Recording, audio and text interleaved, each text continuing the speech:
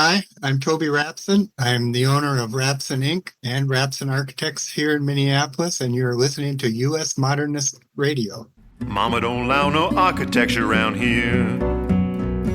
Mama don't allow no architecture around here. Oh, I don't care what Mama don't allow, gonna draw mine modern anyhow. Mama don't allow no architecture around here. Welcome to U.S. Modernist Radio, where we talk and laugh with people who enjoy, own, create, dream about, preserve, love, and hate modernist architecture, the most exciting and controversial buildings in the world.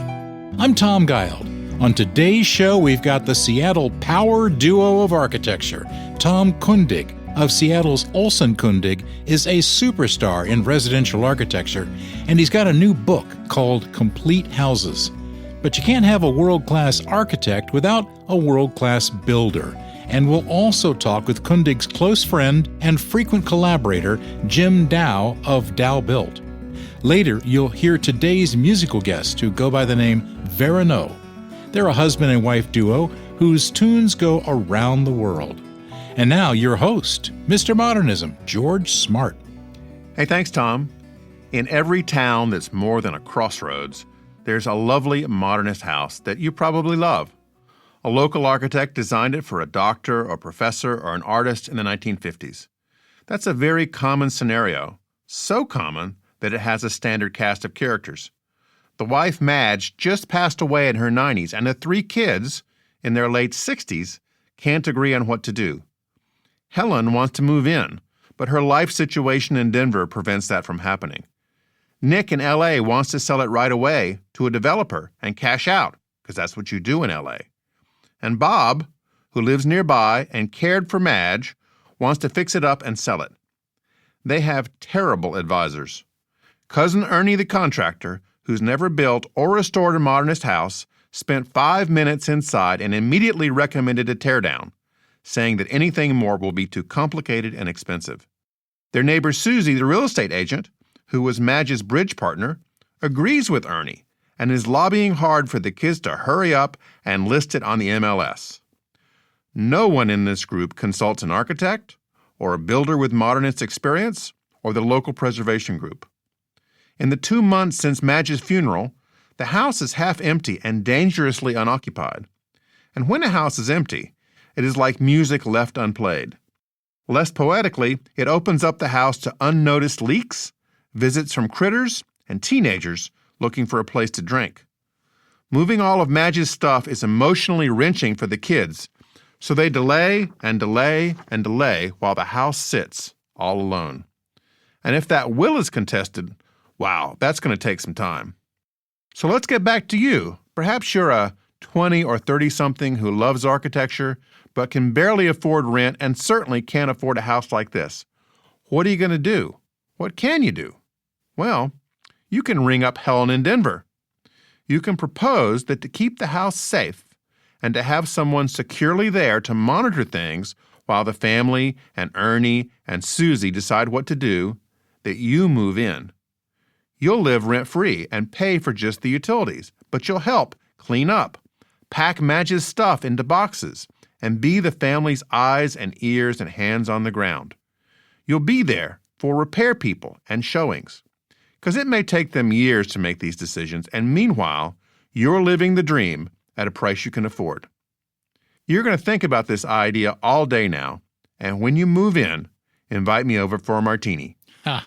U.S. Modernist Radio is underwritten by Diane Bald and the Budman family, restoring significant architecture in Toronto, Los Angeles, Malibu, and Palm Springs.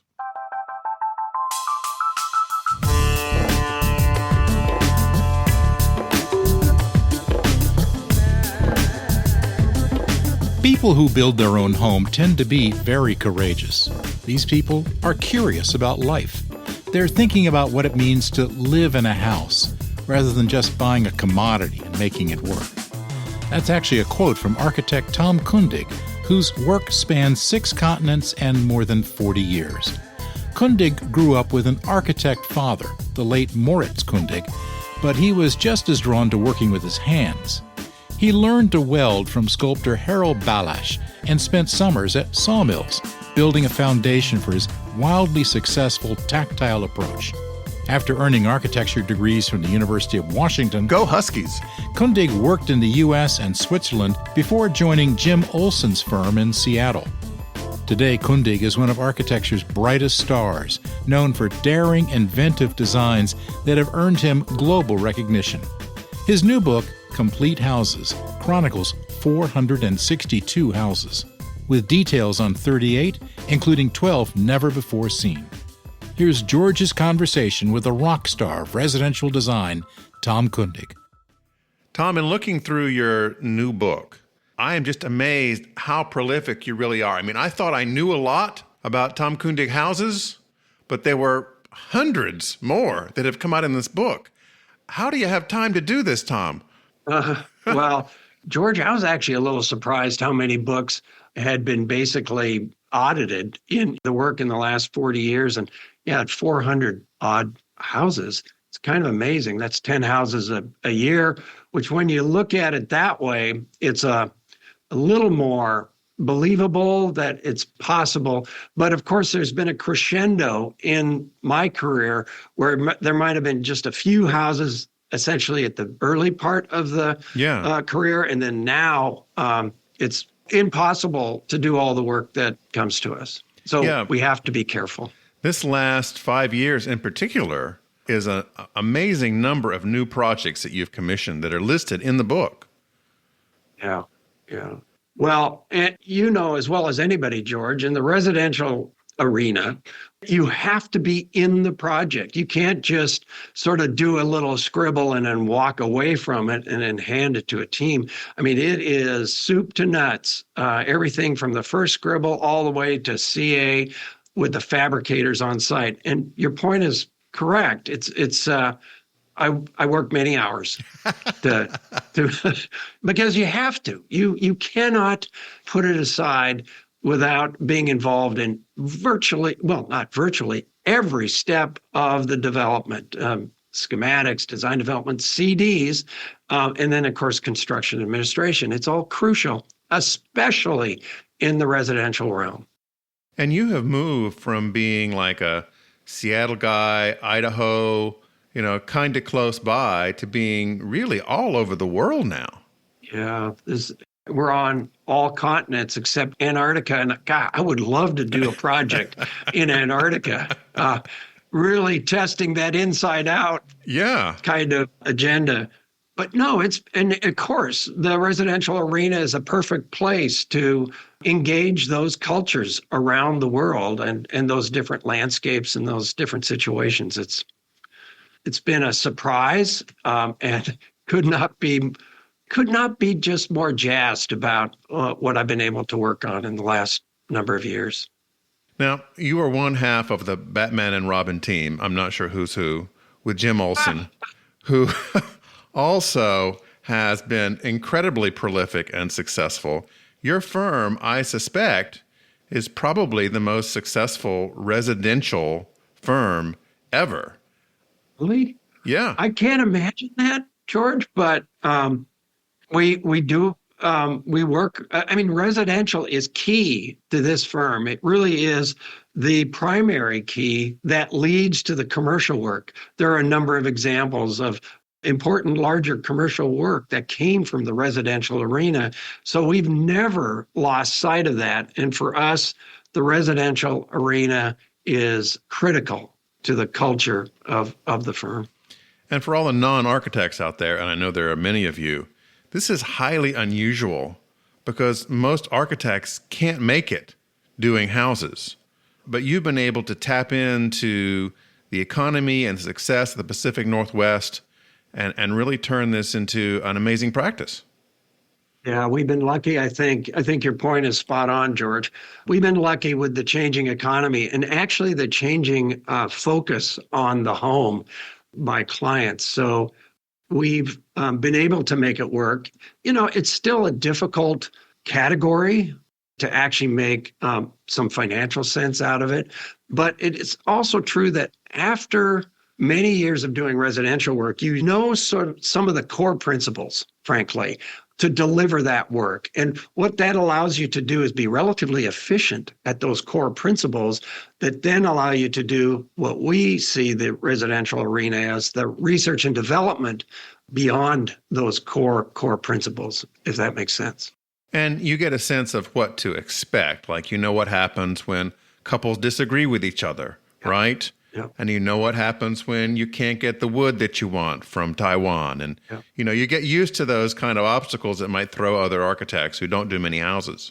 Well, and then we've probably also seen situations, not just interpersonal situations, but material situations, fabrication situations, climate situations, detail conditions that we have solved in the past, and almost more importantly, understand what a dead end would be with a decision. Because a lot of time in my past was spent kind of going into a dead end direction where it's just not feasible in the whole scheme of things. Yeah. Well, we can recognize that almost at the scribble level, and be able to be much more efficient about delivering a fine piece of architecture as a home. Now, you are well known for incorporating these super cool gizmos into your houses. Walls that move, things that go up and down, railroad systems that move entire little pieces of buildings from one place to the other. Did the clients come to you with that already, or is that something that kind of evolves out of your side of the equation? No, they're really coming to me at this point. They'll request it. And part of the conversation when they do request something to move, or, something kind of dramatic might happen to change a static house into a dynamic house, I'll say, well, that's great. What I'd like you to think about is that the device should not be seen as a gimmick. The device should not be seen as something sort of silly, but it's a device that actually has some architectural meaning, if that makes sense. In other words, if it actually moves a space or moves a flow of some kind in the space, and you want to do it manually, which actually I'm more interested in than maybe with a motor or, some other device, then we know how to do that. We know how to deliver it. And to be perfectly honest, our ancestors did that when there wasn't a grid to get the power to whatever that situation was. So in a way, we just want to make sure that it's a meaningful device. And when it happens, it has meaning to the people that actually engage it. I know when I interviewed Lou Maxon about his house, he was just talking about the whole experience of taking his office, which is a section of the house, and it detaches and rolls down this little railway more into the woods where he can have a private setting and commune with that. And it does serve quite a practical purpose in his life. Yeah, well, and that original idea, George, I was working on a project maybe 4 or 5 years before that, on a project where one of the clients said, is there a way to design this house so when my mother-in-law is here that I can deploy her to another part of the property? And it was, of course, it was a sit and jest. Yeah. But I thought about it and I thought, well, I'm going to talk to Phil Turner, our gizmologist. And Phil said, well, of course, you can do that. It's got some engineering issues behind it, but we could actually deploy a part of the house, of course, to another part. And so when Lou was talking about it's similar to the brain, that other project I did many, many years ago, where the client actually said, I have to leave the house to enter my brain. In other words, he couldn't work in the house. And I think Lou is the same. You have to leave the chaos of the family, or, it's a different agenda. And to do any sort of creative work, you have to be inside your brain. And this is one way to move your studio. Well, let's go back in time. In your book, Complete Houses, the first house you cite is a waterfront residence, which you did with Jim Olson. But our research team uncovers there was one before that. I think you did for your mom's best friend. It was a renovation. Yeah. So tell me about that project. Well, it was kind of hilarious. It was actually, well, as many know, I didn't want to be an architect when I went to the University of Washington because my dad was an architect and I just didn't really want to participate in that culture. But at some point, I kind of made this move, beginning to be more intrigued by how architecture could fit me. And almost the moment I went into architecture, this project comes along. It's my mom's best friend, has a piece of property on Bainbridge Island, and says, I'd like to hire you to remodel this beach house. And it was a tall order. It was a high lift, but I think it was super important for me professionally. And how did you meet Jim Olson? Well, the Olson Walker was a super well-known name in the city of Seattle in the 80s, well, the 70s and the 80s. I went to Alaska with a friend of mine, and we had a little business up there, architecture business up there. We're doing some work, and he had to move back to the States, the lower 48.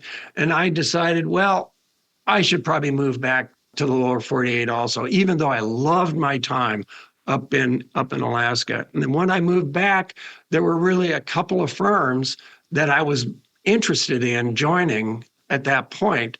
And one of them was Olson Walker. And when I went in, I actually met Jim when I was being in. Jim didn't interview me, but I met Jim at the office in the firm when I entered to interview. And that would have been Gordon Walker, right? Yeah, Gordon Walker is the Walker, right. Okay, yes. Right. But I interviewed with another principal. Rick Sundberg. Yes. Okay. Yeah. It was weird. I interviewed with Olson Walker as it was transitioning into Olson Sundberg. Is that making sense? Yes. And I don't even know where in that transition it actually, where I was, but somewhere. And when you got into the firm, you were working on houses as a member of different project teams in it. When did you kind of break out on your own and start doing the lead for houses? It was kind of an interesting process, and it was Jim's generosity, frankly, that allowed me to sort of wing off to my own agenda. The most important thing about the office for Jim is that the work is tip top. It's really good. It has to be the highest quality. And so he was resistant to opening up somebody else, maybe having that freedom until he was absolutely convinced that that person would be able to meet that standard, whatever that standard was. Now, needless to say, I have a different kind of take. I have a different DNA in architecture than Jim. So for him to allow that different DNA to move over alongside him was, I think, extraordinary. And I got a client that was at a perfect time in my career where I had enough experience, enough wisdom to be able to take that sort of youthful energy and youthful need about certain ideas that I was thinking about and take them into the architecture world. And that was Studio House, which is a much different house than anything that the office had done prior to that project. Yeah, Studio House was finished up, I think, in 98 and went on to win a whole slew of awards, one of several hundred that your houses have won since then.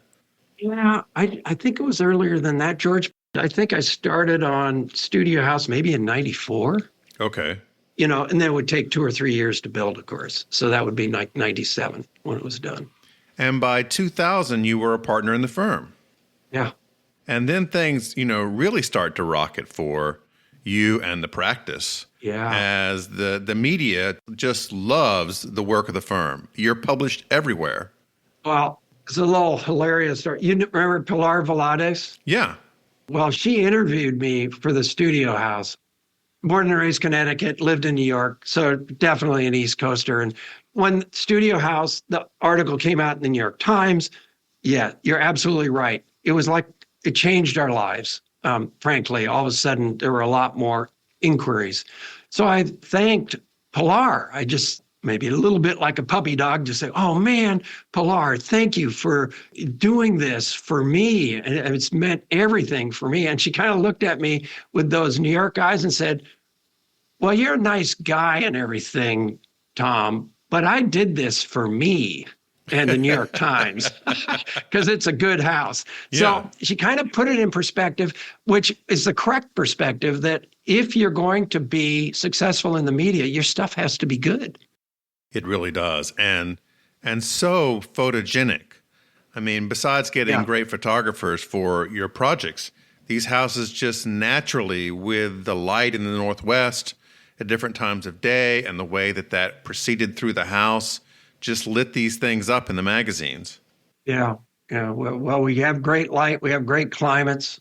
And now we're working on all climates: snow, desert, forest, urban. It's just been an extraordinary ride. When I started in the firm, it was 12. I always say it was 12 people.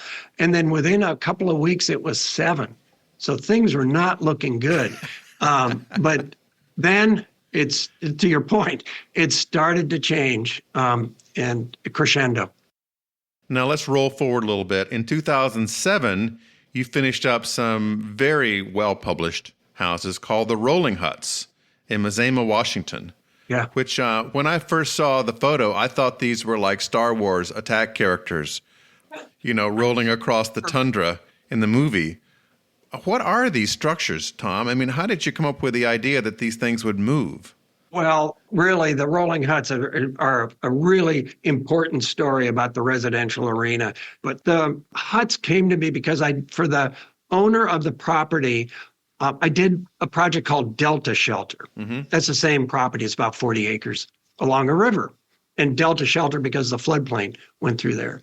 Well, he had another part of the property that he wanted to start more of a guest or commercial or friend kind of agenda where he would have guest rooms, because Delta Shelter is only 1,000 square feet. Yeah. So he said his agenda was, well, can we build these little huts? And we looked into it and we couldn't. The local jurisdiction said that you already built one residence on the property. You cannot build, 2 or 3 others, even shelters. So we looked a little deeper, and it turned out that piece of property allowed RV camping. So the idea was to design these little RVs, quote unquote, RVs on wheels, so that we could build 6 of these little guest houses for the client. And that is a very creative solution to a local rule.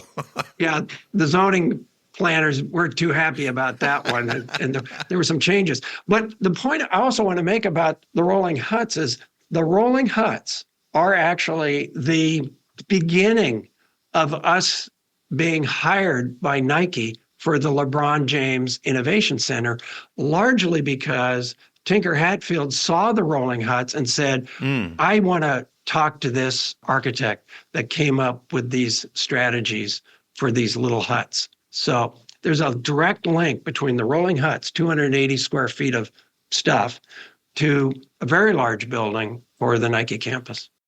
Now, you have done very large houses. You've done houses in exotic places like Hawaii. You've done many, many houses in the islands of Hawaii. But one of the things that you've been known for and still do over the years are these tiny little cabins. So tell me about those.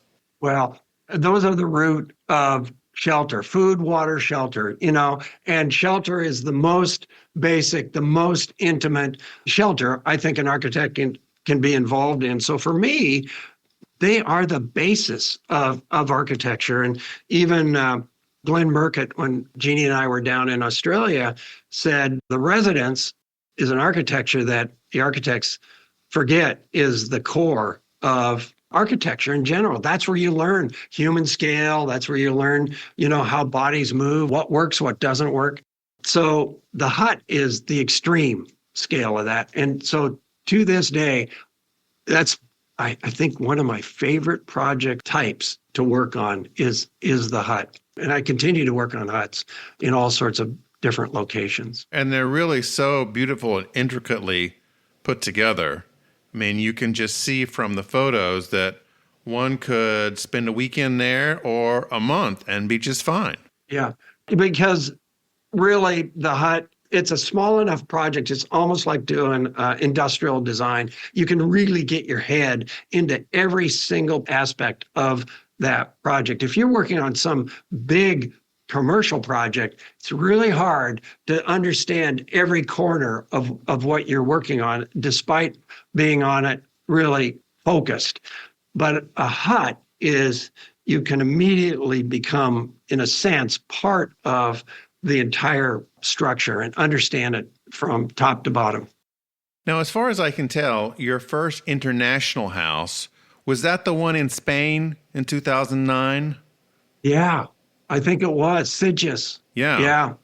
And that was where I knew my life was going to change even further. It was a Norwegian photographer that was living in Paris that heard about me from his brother-in-law that was from South Africa. And that client was looking for an architect to work with him in Barcelona. Wow. So I immediately knew, oh, now this is the way media works. This is completely fascinating. Of course, that was before the internet, but it was just around the world. And so many places since then. Let's see. You've been in Australia, right? Yep. You've been in South America. Brazil. You've been all over Canada. All over Canada. Yep. Yep. New Zealand. Uh-huh. And there are more and more all the time. Oh, yeah. Yeah. Italy. Yeah. No, it's just super exciting. Mexico, quite a bit. And how many people in the firm now? You've moved up from 7, I hope. Yeah. Yeah, there's about, and it fluctuates a little bit, but we're about 350 people. Okay. Including everybody, including accountants and other staff. And you're in New York as well. Yeah. Yeah. We started an office in New York during the downturn in the economy when it seemed like everybody was leaving New York. And we just felt that you can't leave New York. I mean, New York is New York. And so we said, let's make a commitment to New York, our significant commitment, even if it only lasts for 3 to 5 years, just to make a point that you have to commit to these urban centers like New York. Well, it worked out great. It became a really viable, active office. And then now we're in Chicago. Oh, you are? Oh, well, congratulations. Yeah, we were invited into Chicago by somebody that was retiring and wanted us to basically take over the firm because he had real strong feelings about the people he was working with. They didn't want to start a new office. Yeah. And they are just terrific. All levels, just a terrific group of people. All your projects are, except for the cabins perhaps, are complex. And I wanted to ask you, which of the projects you've worked on have been the hardest to build? I have a guess I want to throw out there first, and that was the house that you built in British Columbia on Naskell Bay, where you had to ship things 385 miles to the site. Yeah. Was that the hardest one? Well, that was yeah. In some ways, that in the residential arena, that was one of the more difficult projects because in that case, it was way up there, and the only way to get there is by boat or by air. And everything, or not everything, but a lot had to be constructed in Vancouver, put on a barge, and then shipped up and then installed. And I couldn't have been more excited to work on a project like that because, of course, my background is in mountain skiing and mountain climbing, and I just thought I'd died and gone to heaven to work on that project. You love skiing, don't you? I did. You did? It's over now? I've been so busy. George. And I work in all the resorts. I work in Telluride. I work in Jackson Hole. I work in Mammoth. I work in Whistler, Big Sky. And I just haven't been able to get out on the skis. I read that you narrowly escaped an avalanche one time. I was 16 years old, and I was climbing with a group that would ultimately become world-class mountain climbers. And we were planning on doing the first winter ascent of Mount Athabasca up in British Columbia. And Half the team actually got hit, was taken down Really? the mountain, but they all woke up kind of half buried in the snow. It was just on so many levels. It was lucky. I just saw the avalanche coming right towards us, and like right before it hit us, I mean, we were sort of hit with all the fluff and the air because it pushes a lot of air. But the heaviness of the avalanche, the heavy part of the avalanche, for the most part, missed us. Well, we fell into a crevasse as we were trying to escape so it was like, it couldn't have gotten much worse as we were running away from the path of the, which is almost pathetic if you think about it, but we were trying to just save ourselves and we fell into a crevasse. That sounds like a future movie, Tom Kundig the film, well, right? Yeah, how many things can go wrong? You recently, this past summer, had an amazing party in the North Fork area of Long Island, which is a house and a pavilion that you designed. Tell me about that project. What a lucky project for us. That is for a client that I now have done 4 projects for. That project came to me when they called me and said, would you look at this piece of property?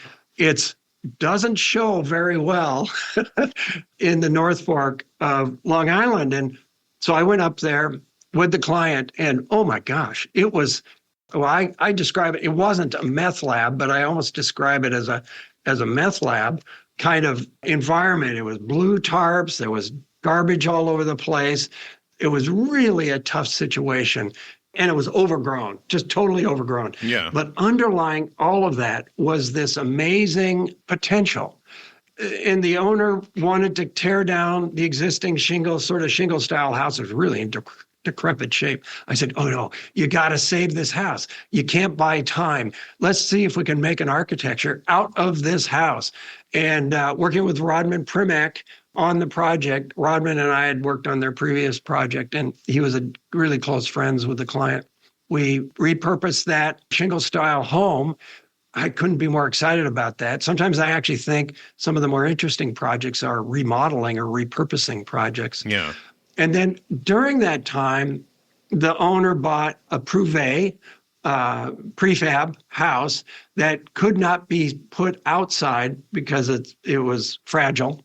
So we did a pool house, and we just finished it, where the prefab could be sort of rolled in or rolled out depending on the weather conditions. Like the Maxon house. A little bit, except this is the garage. Okay. So we were building a place for the office, and absolutely true. Both are offices, both are deployed away from the building. That's ingenious. I mean, they just must be crazy about you. Well, I'm crazy about the client. They're wonderful. Honestly, that's another terrific thing about the residential arena. You just meet the most fascinating people, and you get to know them fairly well on a relatively intimate basis. And oh my goodness, they lead interesting lives. They have interesting thoughts. It's extraordinary. I want to tell a story about Tom. Tom hung out with us in Palm Springs a couple of years ago on one of our U.S. Modernist trips.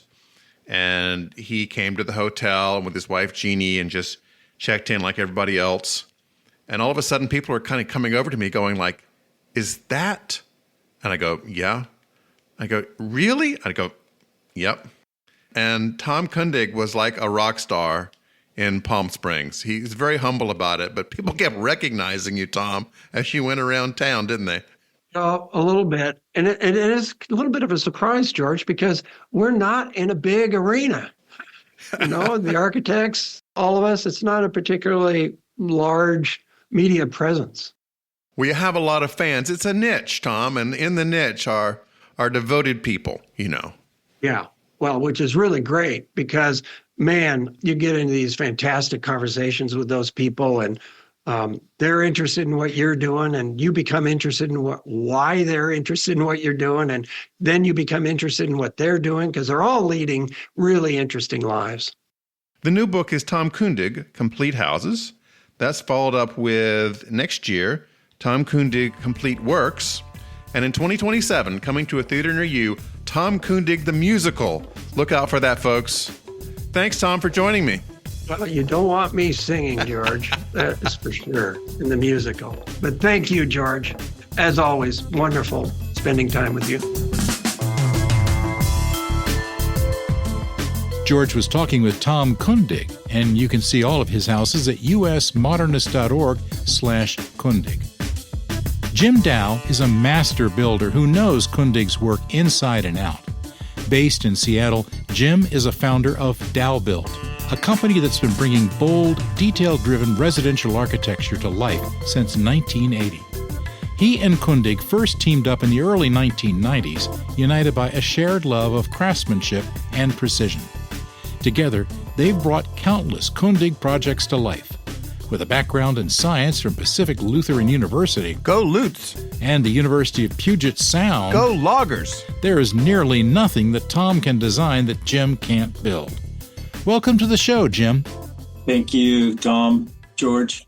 Jim, I got to say, I am a super fanboy when it comes to you. I have watched you build things with Tom for 20-some years. It's just like one greatest hit after another. It is amazing. How many projects have you done with Tom?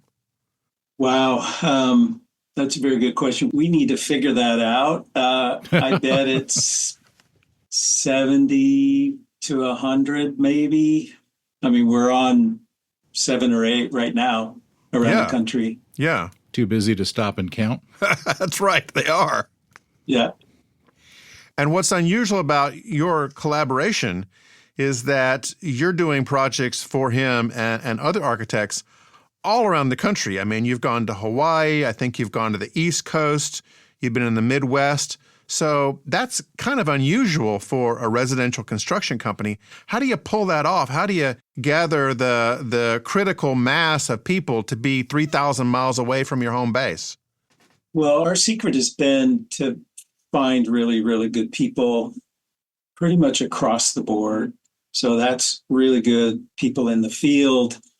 And now that we have spread across the country, each region that we work in is being led by one of the owners of the business. So they're bringing that ownership mentality to everything that they do in that region. And they're really, really strong, motivated people.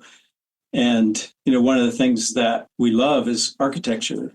We're excited about design, and everybody that is running a region has that excitement. I mean, several of our principals are architects. They're actually, you know, not builders, not field guys. A bunch of them have come up through the field, but I'd say half of our principals are trained as architects. So we lean heavily toward really cool design. Now, how did you and Tom first meet?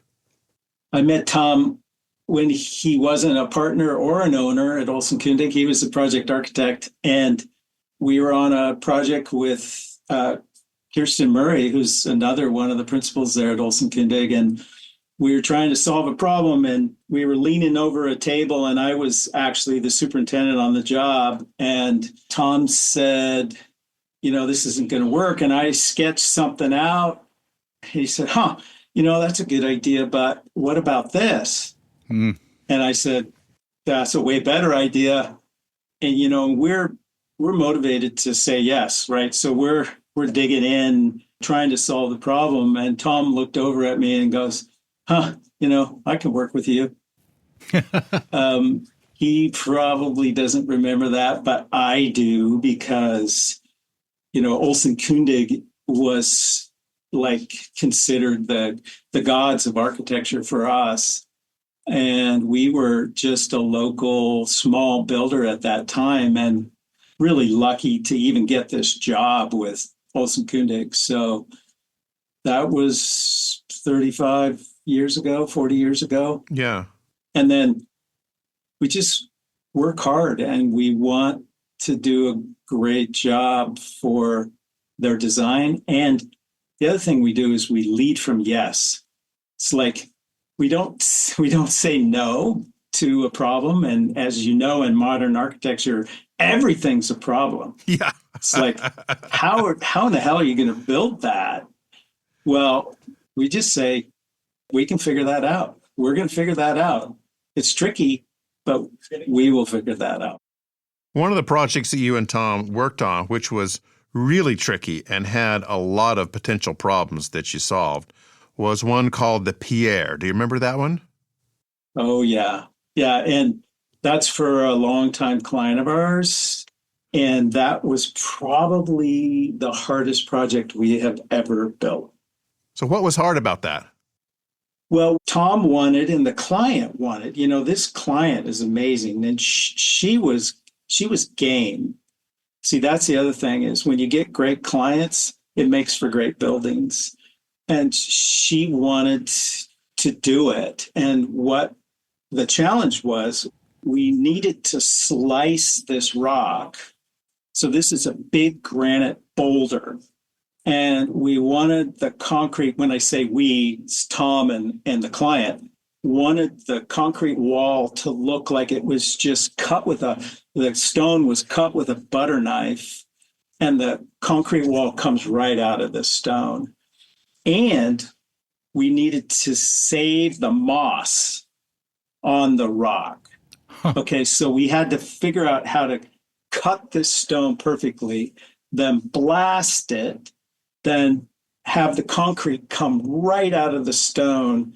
And that concrete wall is tight to the stone. Okay, so that's like almost impossible to do. But we had a client and this very crazy architect that were game. And so we were game. It's like, we're going to figure it out. And we did. We figured it out. And you saved the moss. And we saved the moss. That sounds like a bumper sticker you would have on the back of your car. Save the moss. Right. Yeah, save the moss. We're back working on that project right now, doing a little tiny remodel. And God, it's just breathtaking. It's so cool.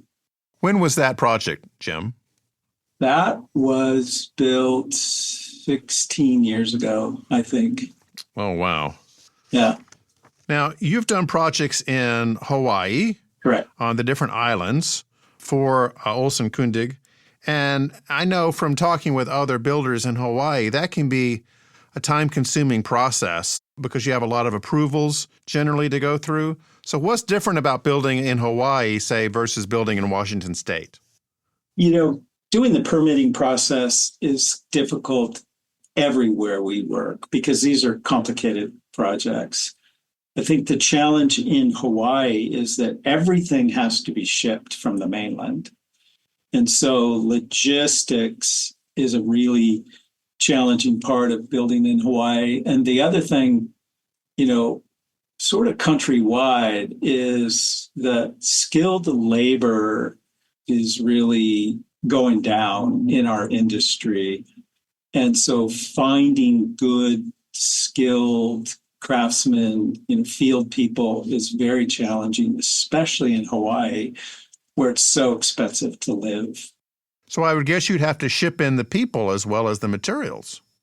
Well, initially, when we did our first project with Tom on the Big Island in Kukio, we didn't have a presence there. We now have an office and we're working on all the islands. So we've probably got 70 or 80 people in the islands. And we've got a serious principal there who's one of the partners and owners in the business. So it's just finding good people locally. Young people don't want to work in the trades anymore, which is really sad. It is sad. Now, I know we all know that Tom is a world-class architect, but you're a world-class builder, and world-class builders often save the bacon of their architects because sometimes their architects are a little too creative.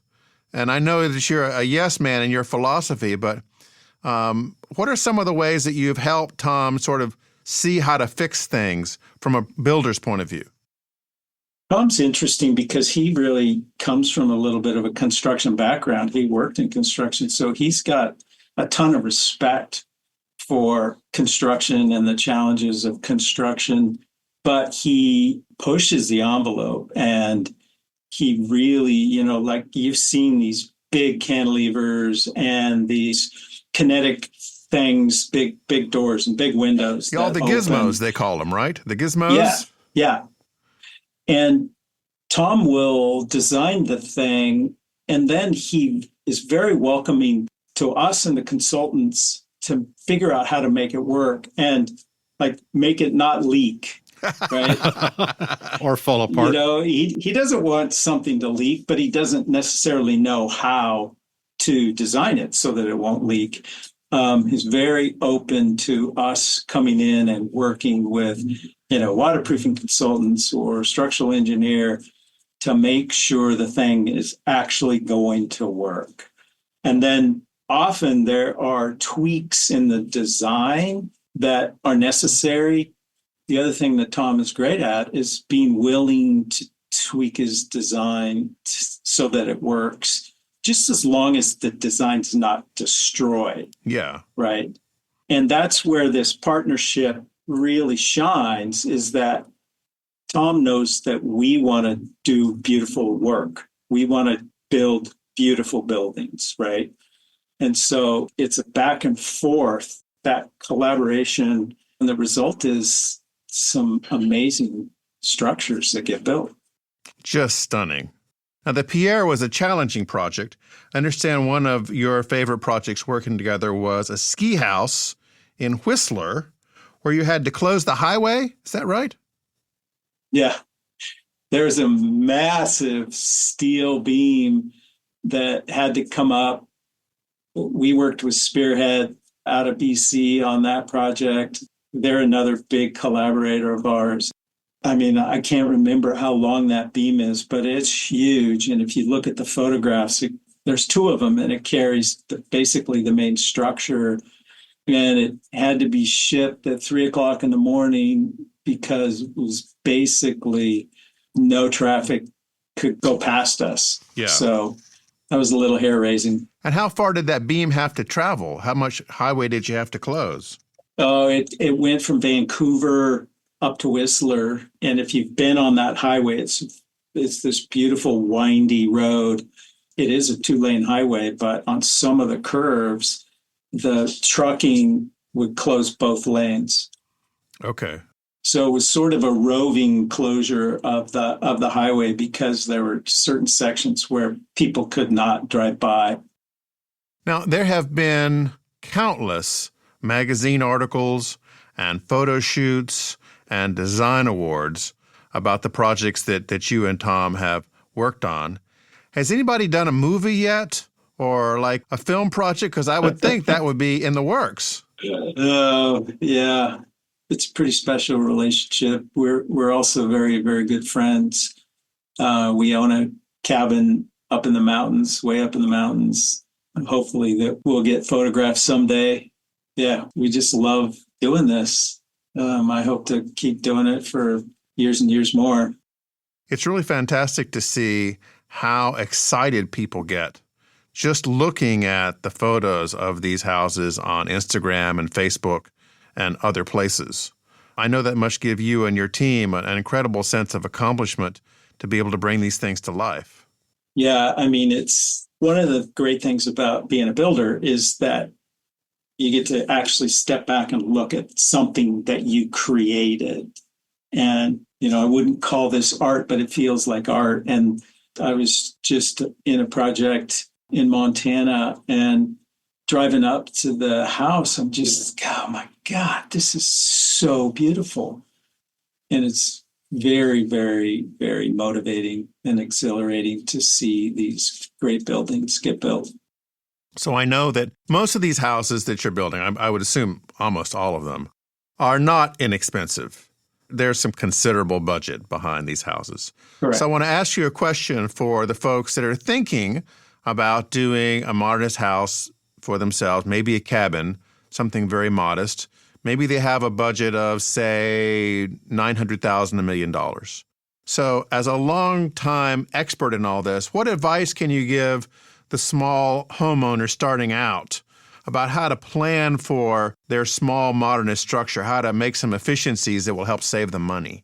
Well, this might be unpopular with some of the architects that listen to this, but there are some really efficient and amazing prefab structures being designed and built. Yeah. There's a company that we are associated with called Plant Prefab out of LA. And Oh, Steve Glenn. yeah. Sure. Just an amazing product. And, my sister's going to do an ADU. And I said, we can't build for what they're building for. And they're nice designs. They let you fiddle with them a bit. If you're just starting out, there are so many good prefab companies out there that are doing decent stuff. Yeah. That's what I would do. Tom is an architect that it doesn't matter what the budget is. He will do it if it's good architecture. We've built some tiny little, really cheap buildings together. Solduck is a project on. Oh yeah, what is that, like 200 square feet or something? Yeah, and it's on stilts, and it's this incredible little, very simple building. You can be smart about the windows you put in it and how you finish it. You can do plywood floors and plywood walls and still have it be beautiful. Yeah, sure. And so it's harder to do a custom one-off home for cheap, but you can get some pretty great prefab stuff right now in the market. Yeah, we've talked about quite a bit as the next big thing that's been coming for, 10, 20 years, and yet hasn't quite burst onto the market. Well, it is happening now. It really is. That's good to hear. And I've been watching this for that 10, 20 years, and they didn't have it figured out yet, but Plant Prefab has figured it out. That's for sure. And they're doing some great stuff. I think they're sending a bunch of product to the LA fires. Right. Yes, they sure are. That's pushed into the forefront. Thank goodness for that. They have figured out how to do it and do it well. So what's on the horizon for you and Tom? What kind of projects are you working on now? Oh, man. We've got 4 or 5 projects in the works, small to big. We're still kicking.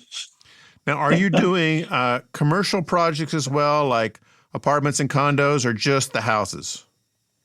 We just do the houses. Okay. Like Tom has designed an amazing clubhouse in Utah in one of the new ski resorts. And one of our really good competitors is building that. It's really like a big house. Keep an eye out for that. That one's beautiful. I think you might have seen some images on Instagram. Okay. It's in Marcella. It's super cool. At bigger scale, so it's the lodge up there. Yeah, so we're just doing the houses. Okay. That's our sweet spots. I mean, some of the houses that we build are like we're doing a project with Jim Olson right now, whom we also love. That is as big as a hotel. It's amazing. Jim Olson's still working. He's 80-something now, I believe, right? I think he's 82 or 83. Yeah, He's very fit and still doing tons of work. And going back a ways, I think you've worked on a couple of Paul Kirk houses as well? Yeah.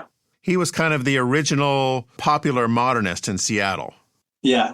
Yeah, there's some really good architects in Seattle or have come out of Seattle for sure. Well, Jim, thanks so much for joining us. Again, I am a huge fan of your work. All around the country, seems every area has like one person, one firm that really tops it out as far as expertise in modernism, because as we both know, not every builder can handle modernism. They might say they will, but they don't necessarily have the skill set or the subcontractors or the access to the materials, and you have done such a great job. Thank you so much. Thank you. Really appreciate it. This was fun. Veronneau is Québécois vocalist Lynn Veronneau and UK guitarist Ken Avis, who blend bossa nova, French chanson, jazz, folk, blues, and pop.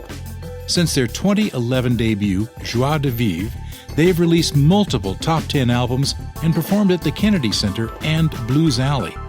Beyond recording, they mentor emerging musicians, run their Antidote radio show and label, and produce events like the Passport Music Festival. Here's George's conversation with Lynn Veronneau and Ken Avis. Ken and Lynn, let's start with, how did the two of you meet? Oh my goodness. So we met in 1994. We met at a music festival. Okay. And where we were both playing with different bands and really enjoyed each other's performance. And a few months later, we were formally introduced by a concert organizer who reached out to me and to Ken, but separately, and said, I have this project. I'd like you to sing on it. And I said, I have to check with my band. And he said, no, I don't want your band. I want you to play with this guitarist I just met. And Ken got a similar call, similar response. And that's how we met. We started working together. And just a few months later, we put a show together, just the two of us, and loved the experience. Yeah. Loved the experience a lot. It was so easy to work together. I liked the way he played. I liked his behavior, his demeanor, his approach to music was so refreshing. And it's been an adventure. Yeah, it was a great start because we were both living in Switzerland at the time. So the festival was halfway up a mountain on the French side of the border, with the Jura Mountains in the foreground, and we were doing our acoustic thing. You could hear this beautiful reverb just bouncing off the mountains in the middle of summer. It was heavenly. A good start. Yeah, it was. And then was it just love at first sight, or did it take a couple of years to warm up? Yeah, it took a few years, quite a few years. I kind of liked it. Yeah, it took a lot of years, actually, because we were both married at the time. Ah, yes. We both had, different partners at the time.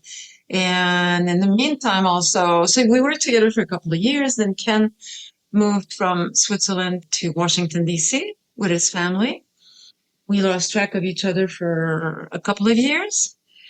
And, life circumstances changed in the meantime. And, fast forward a few years after that initial departure, we reconnected. Life was very different for us. And it was the right time for both of us to get together. And it's been a happy time ever since. Pretty much. Yeah. I'm a lucky guy. I really overachieved. You did. I can say the same thing, Ken. So, I know right where you are. Yeah, so we've been together since 1999. So it's been a journey. This first song is called La Mer. It's written by the French composer and lyricist Charles Trenet. It was a big hit in France, and in the U.S., it took Bobby Darin to make it one of his biggest hits. In fact, it became his signature song. By 1966, there were already 100 different recordings of La Mer, and by 2001, when Trenet died, there were more than 4,000 different recordings of it, with 70 million copies sold in total. Here's Ken and Lynn with La Mer.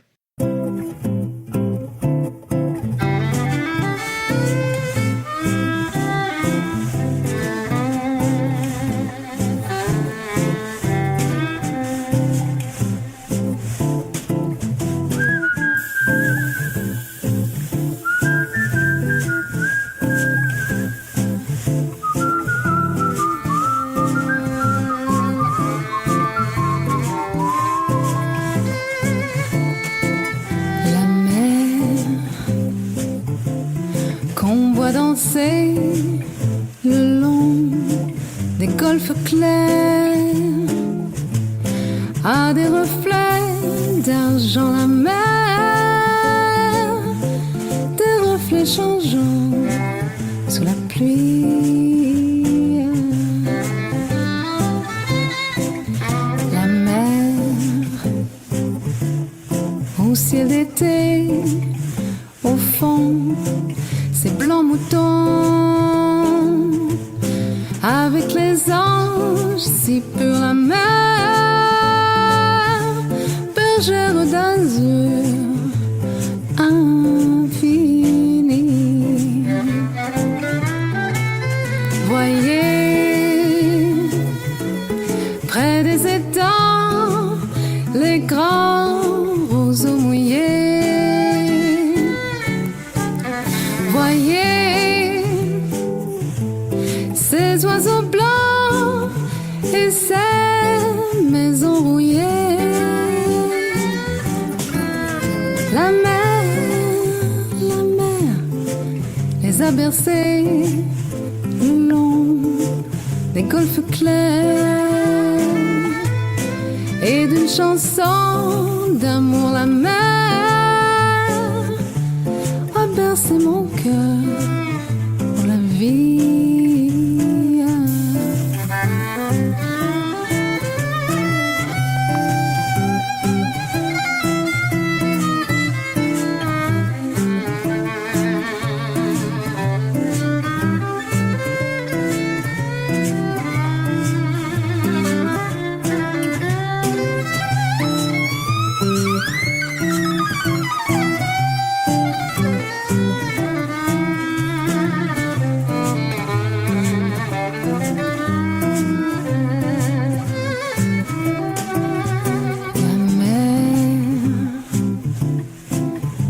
Danser le long des golfes clairs à des reflets d'argent, la mer, des reflets changeants sous la pluie. La mer au ciel d'été, au fond, ces blancs moutons avec les anges si purs, la mer, bergère d'azur infinie. Voyez près des étangs les longs roseaux mouillés. Voyez ces oiseaux blancs et ces maisons rouillées. La mer les a bercés le long des golfes clairs. Et d'une chanson d'amour, la mer a bercé mon cœur pour la vie.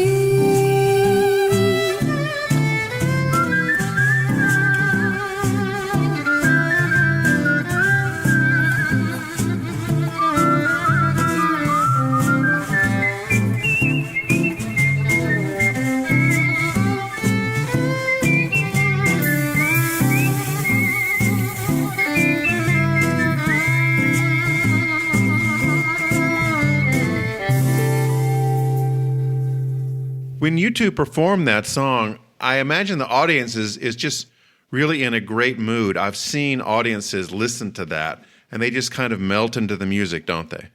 Yeah, it's that French chanson. You know, it's that period of time where there's a lot of nostalgia in the song themselves. And here in the U.S., there's such a contrast with the American version, where both, of course, is centered around the sea, but the original French lyric is a contemplative attitude, where you're just in the train looking at the scenery going by and just appreciating the simple things of life. The American version is more about love and somebody waiting on the other side of the ocean for you. It's a different interpretation entirely.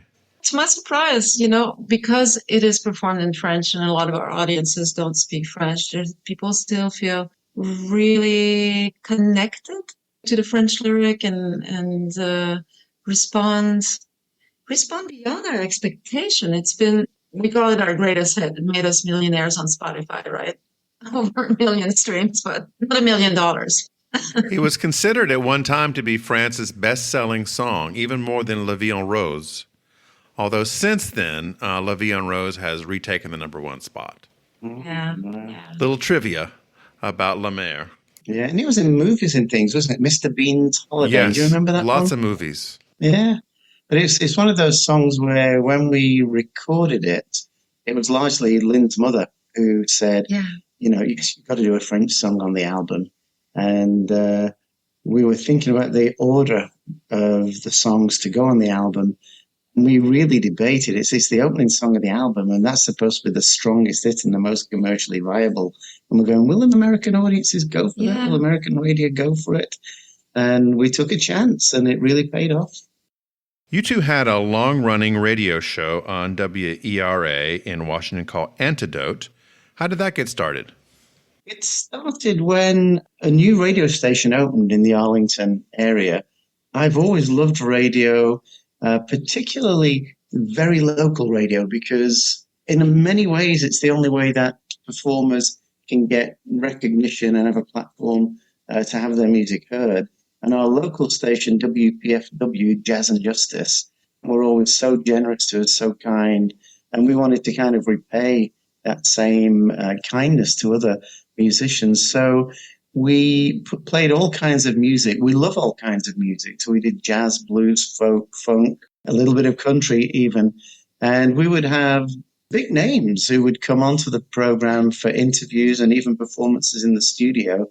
But we always kept that alongside local and regional musicians as well, because we're just blessed with a really rich music scene in this area. Mm-hmm. And the local guys stood alongside. You know, they were as good as the big names, the national names that were coming through, and international names as well. Mm-hmm. So it was part of our mission. We have a mission to support the local music scene, and we've been doing that in many different ways ever since we started. And that was a great way to do it. I was sad to hear that the station is part of the cutbacks for the public radio system.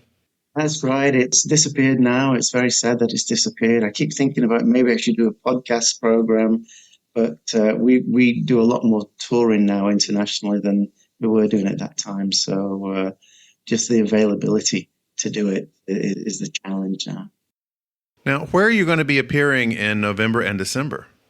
So in November, we are back in the Washington, D.C. area. We're going to be out in Virginia. We're going to be in D.C. itself at the legendary Blues Alley, where we're going to perform our annual holiday show for 2 nights on the 18th and 19th. We're going to be doing a show at a venue we've never played at, a fairly new venue called Manor Mills in Moncton, near Baltimore. And that's going to be one of the shows for our release of the new album, Blue Tapestry. Okay. And we're looking forward to that one. It's a beautiful barn that's been reconditioned and made to look very lovely and warm and inviting. So that's going to be a special show. And also we do all kinds of shows. We're going to be doing a house concert in the Falls Church, Arlington area in an old log cabin from the 1800s, which is somebody's home now. And those are the best shows because it's so intimate. You know, you have 50 or 60 people in a living room. Yeah. The volume's low. Everybody's listening. You get to chat to people before, during, and after the show. And we love that. We love that engagement with people, particularly with a show like Blue Tapestry one, because we tell a lot of stories in that show about Joni Mitchell's album and Carole King's album and the era that they came from, and the characters in the songs as well. So that'll be a very good, intimate show. We're really looking forward to our holiday show as well, where we have really unusual arrangements of seasonal classics, songs in Portuguese, in Spanish, and English, of course. Linda's a version of Sleigh Ride, which, believe it or not, we've never recorded this yet, we should do, but Sleigh Ride sounds way better in French than it does in English. Oh, awesome. Heidi hop, Heidi hop, Heidi hop. Hey. Something like that. Now, tell me about this next song from your new album, I believe, called Blue. Yes, Blue, Joni Mitchell's Blue. Oh my gosh. So this entire project was just a venture in beauty and poetry and also discovery. And it's also a music historian. I don't know if you knew that. And loves just digging for architecture behind the music. You know, who are the cultural architects of the era? What was happening socially? And that entire episode of Mitchell's life is rich with social change. And, you know, musically, she's changing also. It's a huge departure from what she's doing. It had an incredible impact on American music. It really changed the way King and Mitchell changed the way in 1971 that women were presenting themselves in American culture.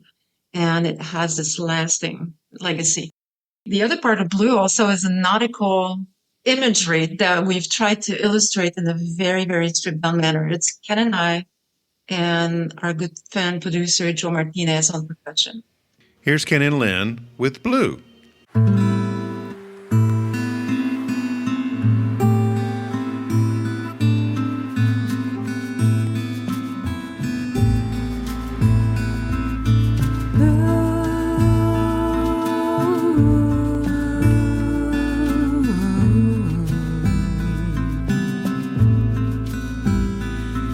Songs are like tattoos, you know I've been to see before.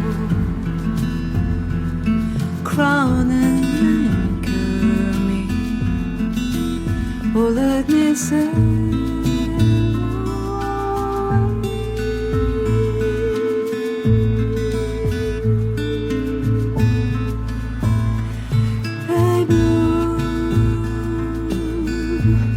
There's a song for you,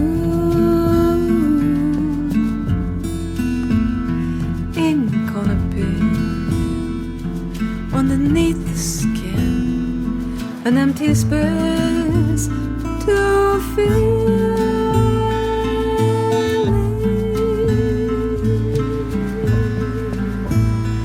Well, there's so many sinking now, you gotta be thinking now.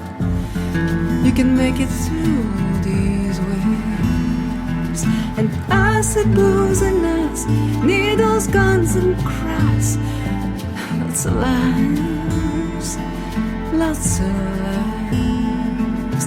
But everybody's saying that hell's the hippest way to go. Well, I don't think so, but I'm gonna take a look around in the blue.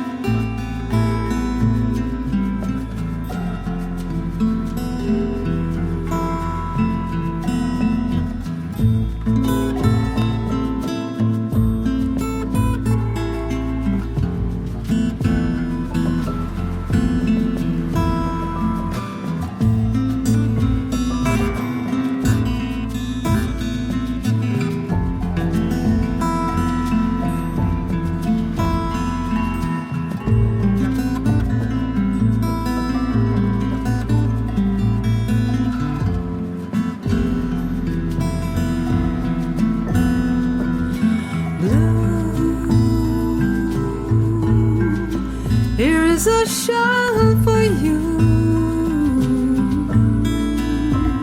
Inside you'll hear a sigh, foggy lullaby. There is your song from me.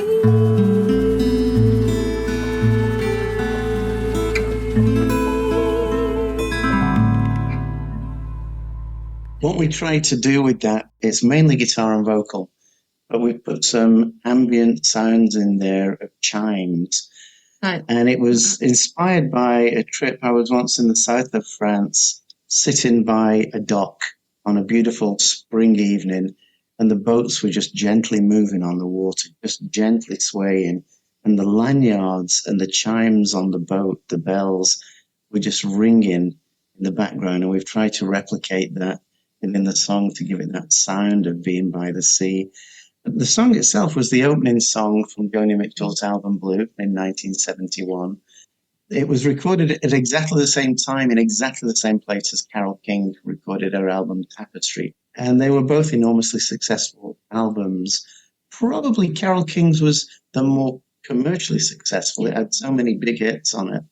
And Joni Mitchell's was considered the more artistically successful because that album Blue, right into the 2020s, was at the top of the list for people like Rolling Stone and NPR when they were talking about the best albums of all time. So it's really had a big impact, the album. Ken and Lynn, thanks so much for coming on the show. It's been really a pleasure to meet you and hear your music. Thank you so much for having us, George. Loved it. See you again soon, I hope. Thanks for listening. U.S. Modernist Radio is underwritten by Diane Bald and the Budman family, restoring significant architecture in Los Angeles, Malibu, Toronto, and Palm Springs. Okay, Tom? Visit usmodernist.org's massive archives to listen to past shows, discover documentation of 25,000 significant modernist houses, and access 5 million pages of classic 20th century architecture magazines. U.S. Modernist Radio is produced by Soundtracks Recording Studios in Raleigh, North Carolina. Our theme song is performed by George Smart and Robinson Earl, with guest research by Bobby Morris. Got a guest to suggest for the show? Write her at bobby@usmodernist.org. U.S. Modernist Radio is a production of Modernist Archive Incorporated, a nonprofit educational archive for the documentation, preservation, and promotion of modernist residential design. I'm Tom Guile. George and I'll be back soon with another Tale of Preservation edition of U.S. Modernist Radio.